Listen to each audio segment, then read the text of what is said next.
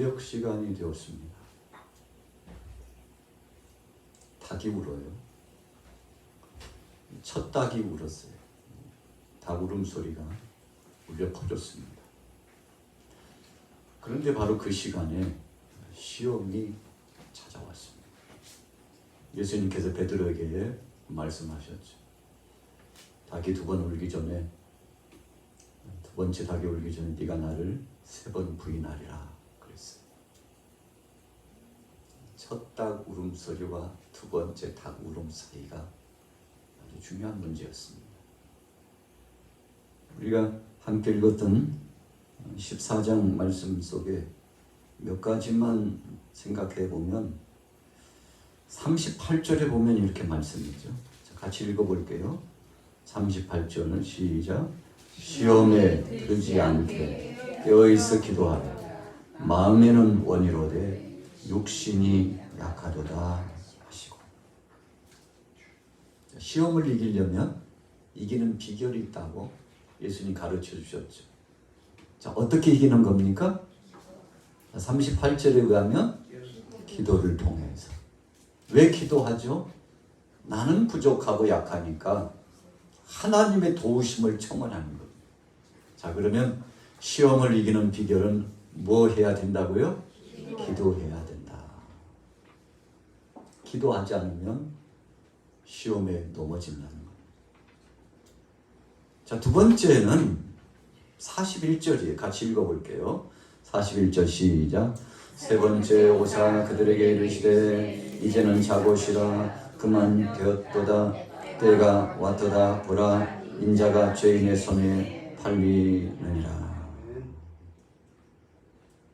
예수님께서 이제 팔려갈 시간이 가까웠어요. 예수님을 누가 팔았나요? 가룟 유다가. 얼마에 팔았죠?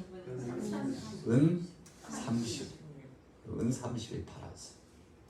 이 당시 노예를 사고 팔 때에는 이것보다 조금 적은 금액이었어요. 얼마였죠? 은 20이었어요. 그 예수님은 조금 후이쳐 준 거예요. 가룟 유다가 망설이니까 그랬을지 몰라요. 야, 우리가 좀 후이쳐 줄게. 너희 스승을 팔라. 여러분, 예수님을 팔라고 가룟 유다에게 유혹했던 것은 예수님께서 한적한 곳에 계실 때 좀 알려달라는 거예요. 예수님을 따르는 무리가 많으면 예수님을 붙잡을 수 없어요. 그런데 이런 시각차를 예수님의 일상의 스케줄을 꽉 꿰고 있는 사람이 있었으니 가룟 유다가 누구보다도 앞장서서 예수님을 보좌하면서 헌신했던 제자였기 때문에 알고 있었죠. 지금이 적기입니다. 나와 함께 가요. 가자고. 어떻게 네 스승 예수인지 우리가 어떻게 하나? 아, 지금 가면은 좀 동산에서 기도한다는 정보가 있는데 가자고. 내가 그분에게 입 맞출 테니까. 라비어 하고 입을 맞추면 그 자가 예수인 줄 알시오. 이 밤에 기도하는 그 시간에 횃불을 들고서 검과 몽치 무장을 하고서요. 대제사장을 중심으로 한 군사들이 예수님 잡으러 갔죠. 그 선봉장은 가룟 유다였어요. 유다는 기도할 수조차 없었죠. 이미 마음이요 산만해졌어요. 그래서 마음을 잘 지키지 못하면 우리 인생이요 파산하는 배처럼 됩니다. 유다의 마음은 지금 흥분되어 있었어요. 예수님께서 예루살렘에 입성하셨는데 아니 참 유다가 볼 때는 꼴사 나왔어요. 아니 나귀가 뭐야 나귀가. 전에 내려온 이야기에 의하면 유다는 열심당에 속한 독립적인 이 굉장한 이 파워풀하고 극렬주의적인, 그래서 한마디로 말하면 조국을 위해서 일했던 헌신자 중에 한 사람이었다. 예수님을 앞세워 가지고 정치적으로 해방의 어떤 작용을 진행해보고자 하는 그런 사람 중에 한 사람이었다고 유다에 대해서 분석하고 있습니다. 긍휼주의자예요. 예수님이 하시는 모습이 온건주의예요. 사랑하래요. 품어주래요. 용서하래요. 한쪽 뺨을 때려도 또 한쪽 뺨 내주래요. 용서하되 7번이 부족해가지고 70번까지 7번씩 70번이라도 용서하라고 그래요. 유다가 마음에 안 들었어요. 예수님 마음에 안 들었어요. 어떻게 하면 정치적인 강력한 해방을 이룰까 생각을 하고, 그렇지, 예수님을 함정에 빠뜨려야 되겠다. 아유, 예수님이 그 능력을 언제 발휘할지 뻔하잖아. 위급함을 당하면 능력 발휘하지 않겠어? 적어도 유다의 잔꾀는 그런 것이었다라고 우리가 추측해 봅니다. 곤란하고 위협한 상황이 되면 힘을 쓰지 않겠어? 천사라도 부르지 않겠어? 따르는 회중들이라도 함께 합세해가지고 난을 일으키고, 그래서 예루살렘을 점령하지 않겠어? 그래서 로마 군사들을 다 축출해내고 그분이 왕이 된다면 이것보다 더 좋을 거 없지. 그렇게 한번 해볼까? 여러분, 어떤 사람들은 유다의 속마음을 그렇게 이야기하고 있어요. 일부러 곤욕스럽게 한 거예요. 고통스럽게 한 거예요. 위급한 상황을 만나게 한 거예요. 붙잡혀서 신문당하고 고통당하게 하는 거예요. 그렇게 하다 보면 뭔가 절대적인 권력과 능력, 3년 동안 날아다녔다 보니까 그분 능히 그런 일을 하실 분이에요. 그냥 말씀 그 한마디면 못하실 것이 없는데. 그런데 이분이 붙잡히는 과정부터 나중에 십자가에 못 박히는 그 과정까지 보니까요, 유다의 생각이 빗나갔어요. 그래가지고 은 30을 어떻게 하죠? 은 30까지 30이 뭐냐? 유다는 돈이 목적이 아니었거든. 유다의 목적은 예수님께서 십자가상에 내려오는 것이 목적. 그래서 뭐 좀 거창하고 대단한 역사를 해주기를 바랬는데 초라하게 고통을 당하시고 신문을 당하시고 예수님께서 죽으시는 그 모습, 참 고통 중에 그 길을 가시는 모습을 보고 얼마나 절망감이 몰려오는지. 이제 끝났다. 유다가 마지막에 어떻게 됐어요? 자기 중요한 것을 다 끊었어요. 성경에 보니까 목매어서 목매가라 죽음을 당했다. 그런데 어떤 사람도 더 리얼하게 이야기를 해요. 그런데 그 줄이 끊어지지 않았겠어. 땅에 떨어졌는데 배가 터져가지고 아주 비참하게 죽었다. 여러분, 성경 속에 나타나고 있는 말씀을 모양 저 모양 꿰가지고 이렇게 저렇게 설명하려고 하는 사람들이 굉장히 많이 있는데, 자, 유다요, 초라한 자가 됐죠. 예수님의 제자들 어땠습니까? 예수님께서 동산에서 붙잡히자 주님 앞에 전부 내놓을 것 같던 제자들 어떻게 남은 보세요. 그 중에 베드로는 그래도 45절 같이 한번 읽어보겠습니다. 45절 시작.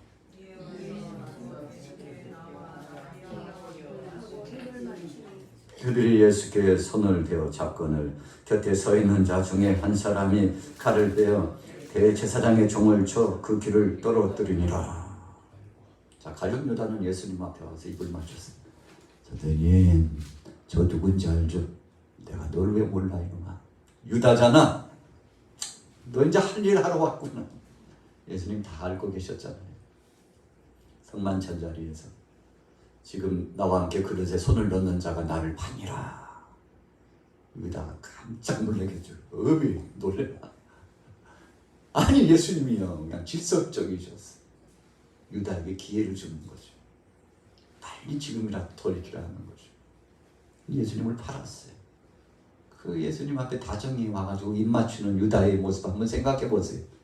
세상에 누구보다도 가장 예수님을 사랑하는 척하고 있었지만 그러나 그건 사랑하는 척만 한 것이지 진정한 사랑이 아니었어요. 충성하는 척했지만 충성 아니었습니다. 예수님은 은사무실에 팔고 신호를 보내는 거죠. 손질하는 거죠. 다 입 맞춰서 빨리 와. 뭐하고 있어? 지금이 기회야. 군사들이 몰려왔죠. 예수님 포박하려고 하니까 유다 말고 옆에 있었던 제자 배 누구죠? 배씨 베드로가 아니 예수님이 이때를 위해서 나한테 쌍칼을 준비하라고 그러셨나봐. 양쪽에 칼을 차고 야 예수님 진짜 선견지명이 있으시고 다 알고 계셨구나. 쫙 빼가지고 예수님 포박하려는 대제사장의 종들을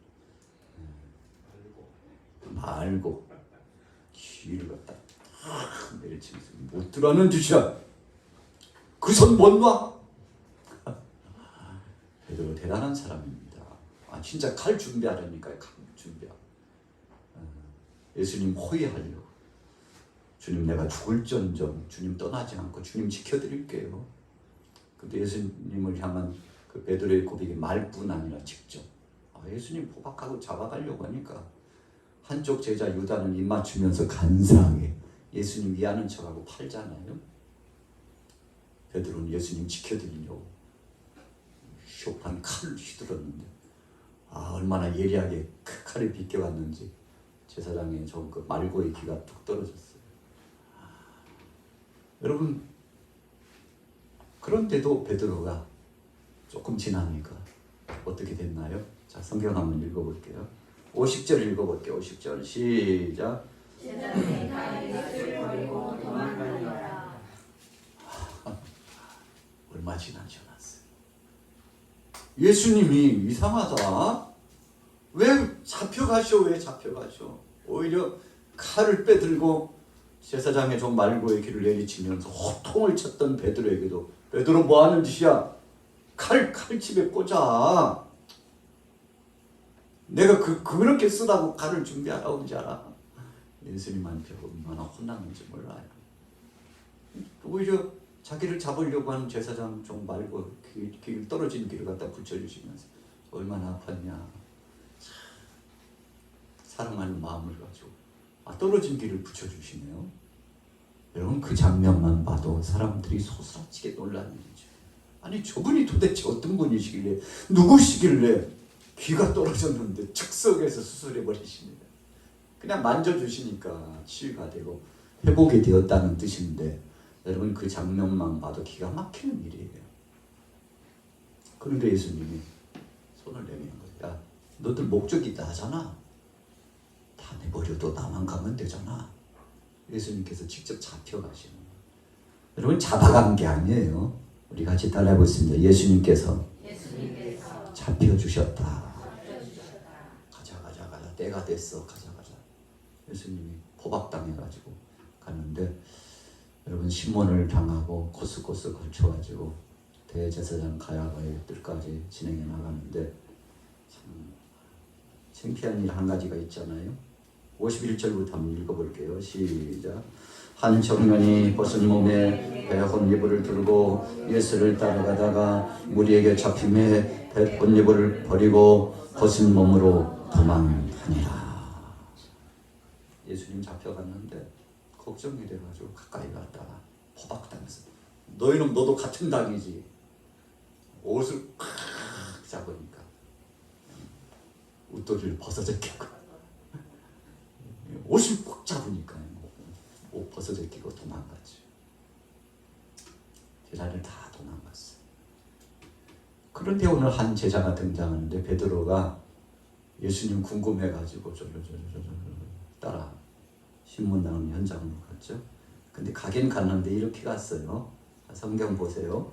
54절 읽어볼게요. 시작. 베드로가 예수를 멀찍이 따라 대제사장의 집 안까지 들어가서 아랫사람들과 함께 앉아 불을 쬐더라. 54절에 어떻게 따라갔다고요? 멀찍이. 이 유명한 말씀입니다. 예수님과 멀지. 예수님 옆에 따라갔어야 되는데. 여러분 예수님 옆에 같이 간다는 뜻은 무슨 뜻이죠?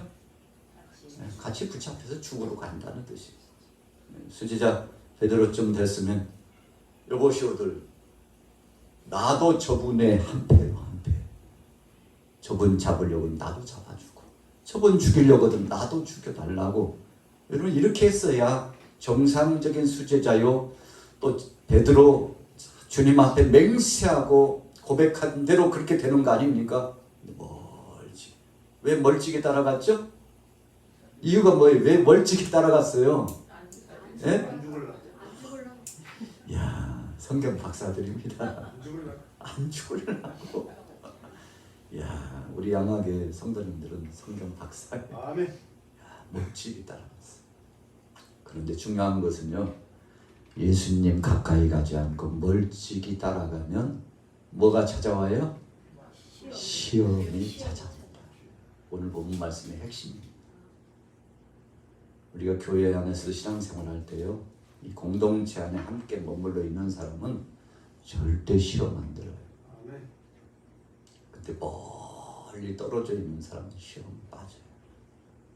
예수님께서 목양의 원리 가운데 이 맹수떼들이 양을 늑탈해 갈 때 어떤 양을 늑탈해 갔나 하면 목자와 같이 가는 양은 절대 늑탈하지 않아요. 목자 이 양들의 무리에서 떨어져 가지고 저 뒤쪽에 풀 좀 더 뜯어 먹으려고 빨리 와 거기 너 말이야 너 왜 그러고 있어. 들은 척도 안 하고 풀 뜯어 먹는다. 거기만 있으면 괜찮은데 또 언덕 너머에 또 한참 갔다가 또 되돌아오네요. 자꾸 처져요. 이 처지는 양들은 누구의 표적이 된다고요?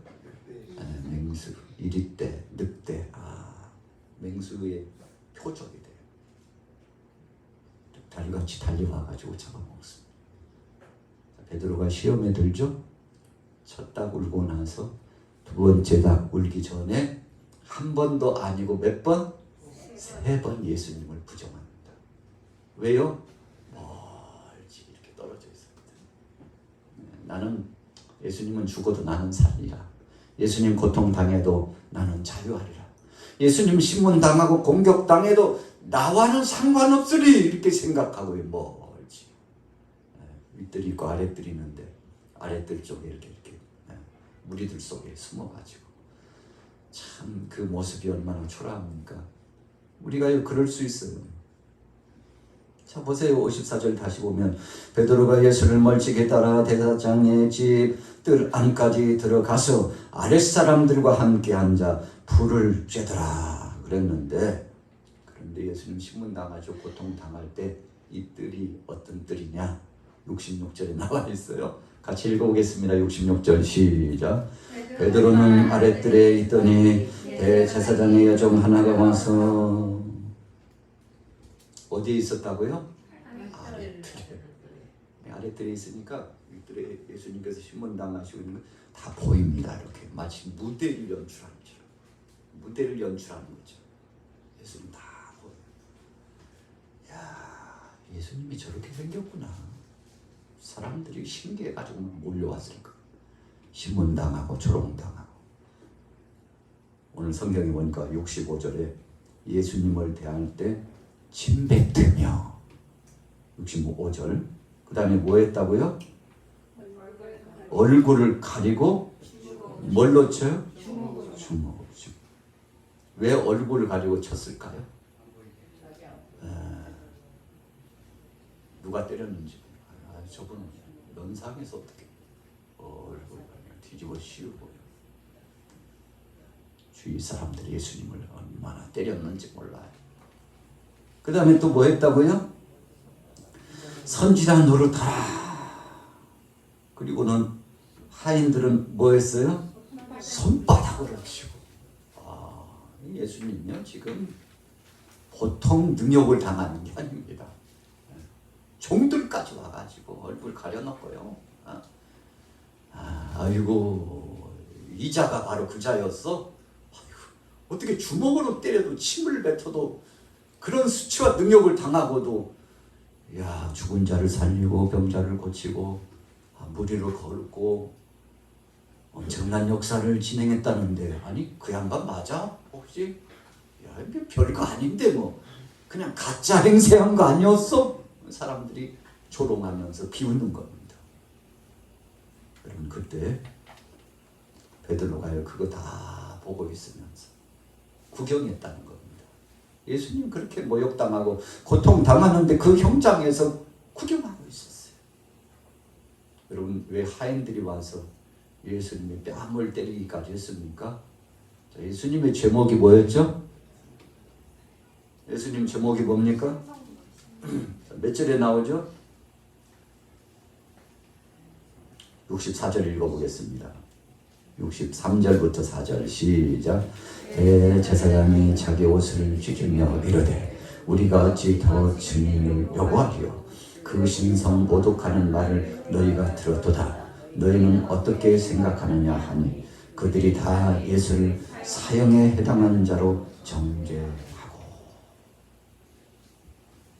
사실은 예수님의 제목을 찾지 못했습니다. 증인이 필요한데 증인을 여러 세웠는데 재판을 진행하다 보니까 이 말이 자꾸 엇갈려요.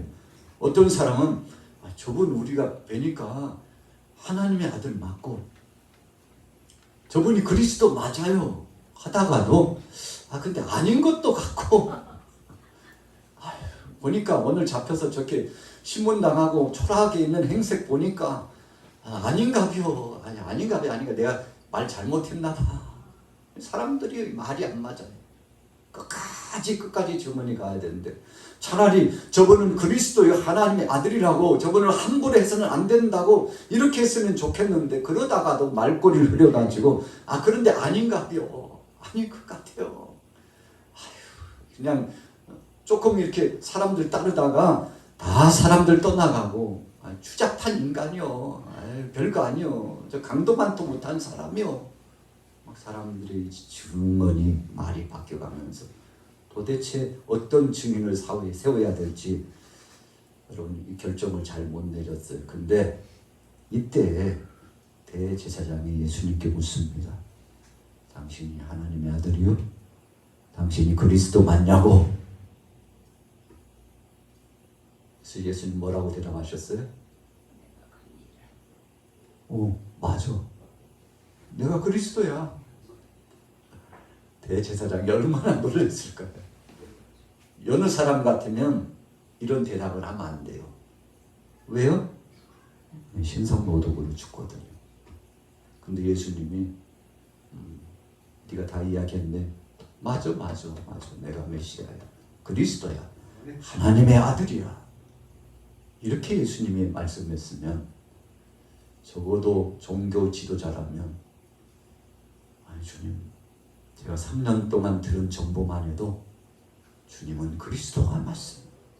성경에 보니까 메시아가 오시면은 죽은 자가 살아나고 병자가 치유되되 앉은 맹인가 일어나고 절른 말이 소경이 눈을 뜨고 귀가 열려지고 이미 이사의 말씀을 통해서 바로 당신 그리스도를 위해서 말씀해 주셨는데 내가 수집한 정보에 의하면 당신은 정말 그리스도가 맞는데 이거 확인하고 싶어서 주님을 모셨다고. 사람들을 불러가지고 여보시게들 이분을 잘 씻겨드리고 새 옷을 입혀드리고 안으로 모시게 그리스도가 맞다고. 여러분 이렇게 주님을 찬양하고 경배하고 올려드려야 되는 거 아니었습니까? 그런데 대제사장이 그렇게 하지 못했어요. 예수님을 통해서 직접 즉답을 들었음에도 불구하고 뭐라고 이야기했습니까? 야 증인 필요 없다. 이제 다 들었지. 이자가 그리스도래. 메시아래. 무슨 증인이 더 필요하겠어. 현장에서 다 들었잖아. 그럼 대제사장을 중심으로 공회원들이 평균 몇 명이에요? 70명이 모여가지고 쭉 둘러 앉아서 예수님 앉혀놓고 신문하는데 다 들었죠? 들었죠? 다 들었죠? 자, 이렇게 하면서요, 예수님을 결국은 죽일 수밖에 없는 자로 이렇게 내어 놓게 된 거 아니겠습니까? 그때 제자 베드로가 다 듣고 있었죠. 대제사장의 이야기도 듣고 예수님의 말씀도 들었죠. 그렇다면 베드로 아랫뜰에 있었던 베드로가 어떻게 해야 돼요? 신성모독이라고 돌로 쳐 죽여야 된다고 했을 때, 십자가에 참행에 쳐여 죽여야 된다고 했을 때 베드로가 뛰쳐 올라갔어야 돼. 올라가지 못했어요. 큰일 났다. 이제 끝났구나.